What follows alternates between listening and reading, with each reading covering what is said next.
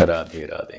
जय श्री कृष्ण। मंगलम भगवान विष्णु मंगलम गणोदजय मंगलम पुंडीकांक्षाय मंगलम तनो हरि सिद्ध सदन गजवर वदन दीन बंधु भगवान गणपत का संभालिए पूरन की जय काज।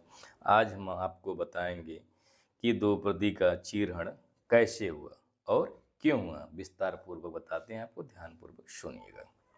महाभारत में द्रौपदी का चीरहरण दुर्योधन के आदेश पर उनके छोटे भाई दुशासन ने किया था। यह घटना हस्तिनापुर की भरी सभा में हुई थी, जब युधिष्ठिर जुए में अपना सब कुछ हार गए थे। इस अपमानजनक घटना का बदला लेने के लिए दुर्योधन ने यह जाल बिछाई। घटना के समय भगवान श्री कृष्ण ने दिव्य रूप से द्रौपदी के वस्त्र बढ़ाकर उनकी लाज बचाई। इनके मुख्य बिंदु हैं अपराधी दुशासन, उकसाने वाला दुर्योधन, रक्षा करने वाले भगवान कृष्ण, मूक दर्शक भीष्म पितामह द्रोणाचार्य, विदुर आदि अन्य न्याय की दुहाई देने वाले उपस्थित थे। द्रौपदी चीरहरण की घटना महाभारत के सभा पर्व में वर्णित है, जो हस्तिनापुर की राजसभा में घटित हुई थी। इसका विवरण निम्न प्रकार है। धूत क्रीड़ा, जुए का खेल। कौरवों ने पांडवों को जुआ खेलने के लिए आमंत्रित किया था। शकुनी ने छल कपट से युधिष्ठिर को एक एक करके सब कुछ हरा दिया। उनका राज संपत्ति, उनके भाई और अंततः स्वयं को भी। जब युधिष्ठिर के पास दांव पर लगाने के लिए कुछ नहीं बचा, लास्ट में उन्होंने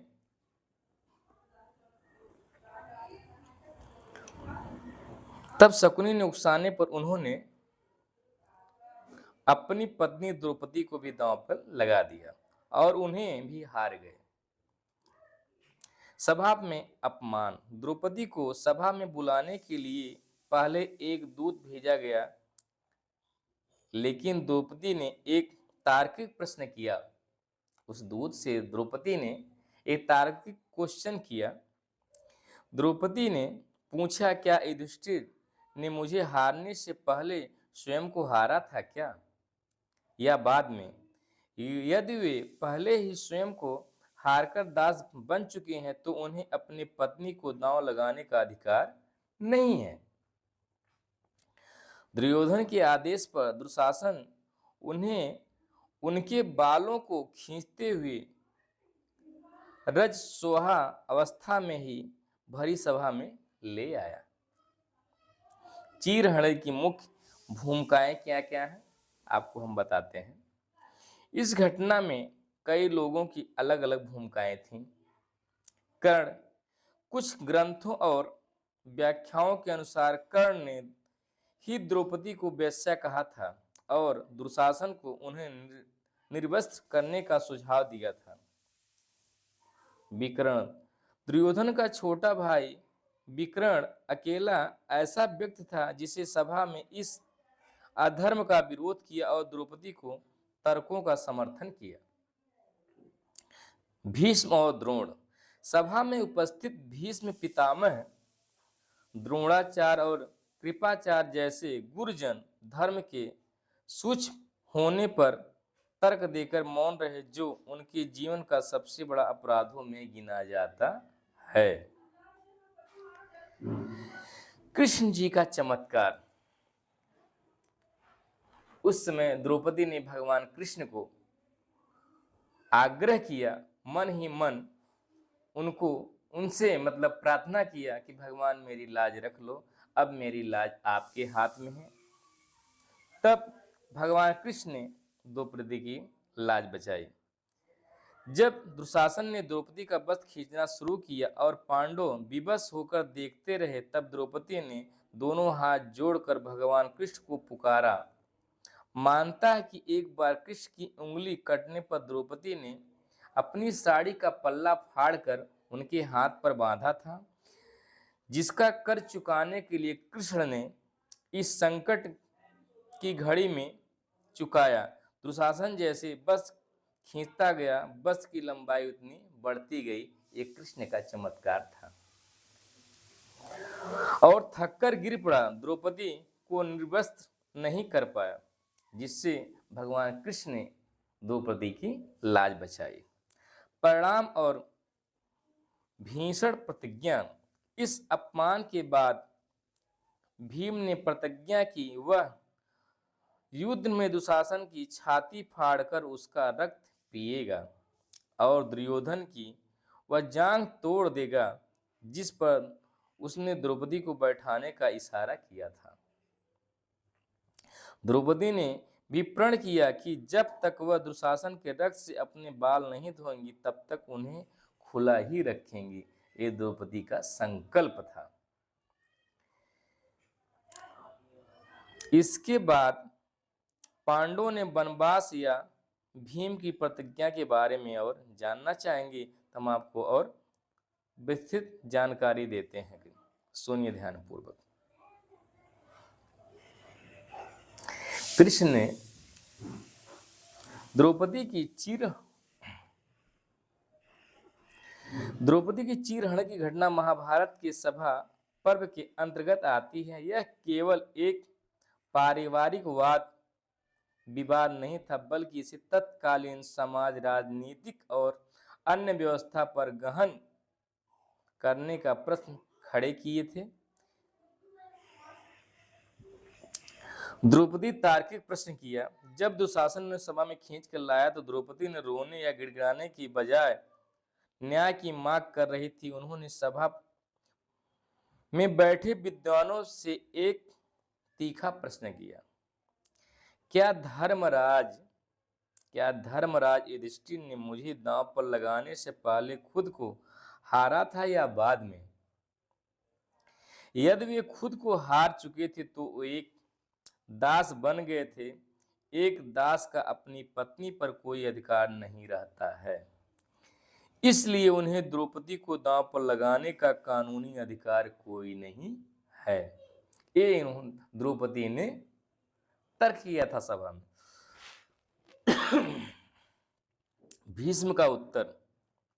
भीष्म पितामह ने इसका उत्तर देते हुए कहा कि धर्म की गति सूक्ष्म है। वे इस धर्म संकट में फंस गए थे कि क्या पति या पत्नी पर अधिकार उसके दास बनने के बाद भी रहता है या नहीं। इसलिए उलझन के कारण वे चुप ही रह गए। क्या कहते? अपमान की पराकाष्ठा और कर्ण की भूमिका। इस सभा में न केवल दुर्योधन और दुशासन बल्कि कर्ण ने भी द्रौपदी का अपमान किया था। कर्ण ने द्रौपदी को बंधकी वेश्या कहा और तर्क दिया कि 5 पतियों वाली पत्नी के लिए मर्यादा का कोई अर्थ नहीं होता है। कर्ण ने द्रौपदी को बंधकी वेश्या कहा और तर्क दिया कि 5 पतियों वाली पत्नी के लिए मर्यादा का कोई धर्म नहीं होता है। कर्ण के इस उस्काने पर द्रौपदी ने के वस्त्रों का हाथ लगाया था, जिससे द्रौपदी ने भगवान कृष्ण से आग्रह किया कि भगवान, अब मेरी लाज आपके हाथ में है, आप ही मेरा लाज बचाएंगे और इसके अलावा मेरे पास कोई चारा नहीं है।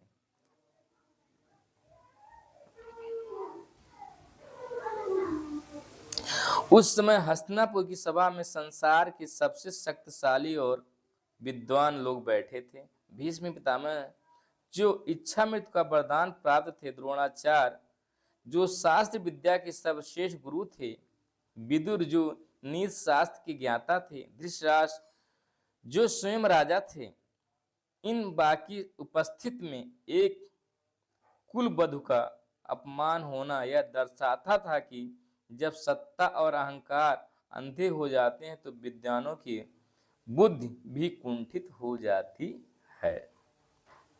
विदुर ने बार बार चेतावनी दी कि वह कृत कुल के विनाश का कारण बनेगा, लेकिन उसकी बात अनसुनी कर दी गई। दुर्योधन ने नहीं मानी। द्रौपदी का प्रश्न और न्याय व्यवस्था की विफलता। द्रौपदी ने न केवल रोकर अपनी रक्षा नहीं मांगी, बल्कि उन्होंने कानूनी चेतावनी दी। उनका प्रश्न था,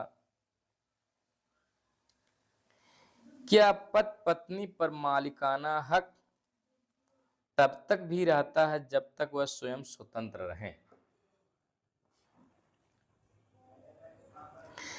इस प्रश्न ने पूरी सभा को स्तंभ कर दिया। विकर्ण, दुर्योधन का भाई, ने उठकर कहा कि शास्त्रानुसार 4 कारणों से राजा द्वारा लिया गया निर्णय अमान्य होता है। मद, नशा, क्रोध, लोभ और जुआ। यदि युधिष्ठिर जुए के बस में थे और खुद को हार चुके थे, इसलिए द्रौपदी को दांव पर लगाना अवैध था। अपमान के पीछे ईर्ष्या दुर्योधन का प्रतिरोध है। दुर्योधन इस अपमान के जरिए इंद्रप्रस्थ के मैं सभा में हुई अपने अपमान का बदला लेना चाहता था। इंद्रप्रस्थ में जब दुर्योधन भ्रमवश पानी में गिर गया था, तब द्रौपदी हंसते हुए कहा था, अंधे का पुत्र अंधा होता है। हालांकि कुछ विद्वान मानते हैं कि यह वाक्यवाद के लेखकों ने जोड़ा। मूल व्यास महाभारत में इसका वर्णन स्पष्ट नहीं है, लेकिन दुर्योधन के मन में द्वेष का गहरा था, इसलिए द्रौपदी से बदला लेना चाहता था और जुए का खेल खेला। यही कारण कि उसने जानबूझकर द्रौपदी को अपनी बाईं जांघ पर बैठाने का इशारा किया, जो उस समय संस्कृत में अत्यंत घृणित संकेत था। आध्यात्मिक रहस्य कृष्ण का अदृश्य आना। द्रौपदी ने जब तक अपने पतियों की ओर देखा या अपनी शक्ति बढ़ाने का भरोसा किया, तब तक कृष्ण नहीं आए। जैसे ही उन्होंने दोनों हाथ उठाकर और गोविंद कहकर पूर्ण समर्पण किया, वैसे ही चमत्कार हुआ। यह घटना भक्त और भगवान के बीच अन्य भक्त का प्रतीक मानी जाती है। ग्रंथों के अनुसार कृष्ण द्वारिका में थे। उस समय कृष्ण द्वारिका में थे, लेकिन द्रौपदी की पुकार सुनकर वे सूक्ष्म रूप में वस्त्र के ऊपर ही प्रकट हो गए। धृतराष्ट्र का भय और परिणाम। जब दुशासन थक गया और साड़ी का ढेर लग गया, तब आकाशवाणी हुई और सभा में अपशकुन होने लगे। गांधारी, दुर्योधन की मां, ने धृतराष्ट्र को समझाया कि वह विनाश का संकेत है, लेकिन दुर्योधन तब भी नहीं माना। अंततः धृतराष्ट्र ने द्रौपदी को शांत करने के लिए पांडवों को दास्ता से मुक्त किया, लेकिन शकुनी ने फिर से चाल चली और पांडवों को 12 वर्ष के लिए वनवास और 1 वर्ष के अज्ञातवास पर भेज दिया गया। शकुनी बहुत चतुर था। वो हमेशा खेल खेलता था, जिससे वो हमेशा परेशान रहते थे। दूरगामी प्रभाव। इस घटना से कुरुवंश की मर्यादा को समाप्त कर दिया। इसी कारण जब कुरुक्षेत्र में युद्ध में भीष्म, द्रोण और कर्ण जैसे योद्धाओं का वध हुआ, तो कृष्ण ने उन्हें पुराने पापों, चीरहरण के समय मौन रहना को याद दिलाकर उनके वध को न्याय संगत ठहराया। इस घटना के बाद भीम ने दुशासन का वध किया और अपनी प्रतिज्ञा पूरा की। आगे का हम आपको नेक्स्ट भाग में बताएंगे। तब तक मुझे दीजिए इजाजत। राधे राधे। जय श्री कृष्ण।